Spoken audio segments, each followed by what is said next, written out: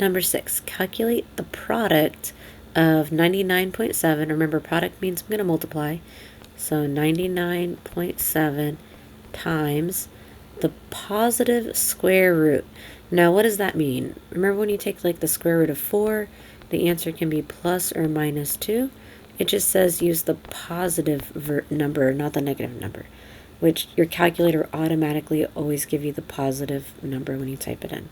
So I'm just going to type that in my calculator, 99.7 times the square root of 770. And then I hit enter, and that is 2,766.5, blah, blah, blah. Remember, on the calculator test, you round to 3 significant digits, so you could just write 277.0. If you wanted to make this scientific notation, that would be 2.77 times 10 to the, how many decimal places did we move it over? 1, 2, 3, so to the third. Okay, number 7, calculate negative x, so whatever x is, just make it negative, of this. Now there's 2 ways to do this. For me, this is a really easy algebra problem because it says 5x equals 35 over x, so I know to multiply both sides by x.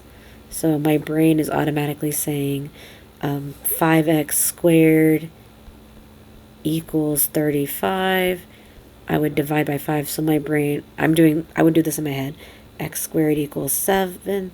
So x is the square root of 7. So when I type in the square root of 7, I get 2.6 blah, blah, blah. Remember, we want our answer to be negative. So it's negative 2.6 to 3 significant digits, 2.65. If you wanted to make that in scientific notation, it's already a number between 0 and 1, so it's just times 10 to the 0. Now, another way to solve this problem is, because it is an equation, is you can use the solver. So you click Math, arrow up to Numeric Solver, and then I'm going to plug in 5x, 5, and then x, and then the second one, 35 over x, so 35 over x. Again, use the variable button, right? Not alpha x or whatever. Okay. And then, like, make a guess, I guess. It doesn't really matter. I don't know, like, I don't know what it is. Negative 200, it doesn't really matter. When you do your bound, because we want it to be a negative number, you know, you can bound it at, like, 0 over here so that it just doesn't give us the positive numbers. And then when I hit enter, sorry, I gotta solve it. Alpha, enter is solve. Oops, what am I doing? There we go. Solve, alpha, enter, solve, and there we go, negative 2.65. I don't know what was faster. Personally, this is faster because I can do this part in my head really fast, but maybe for you, you want to use the numeric solver.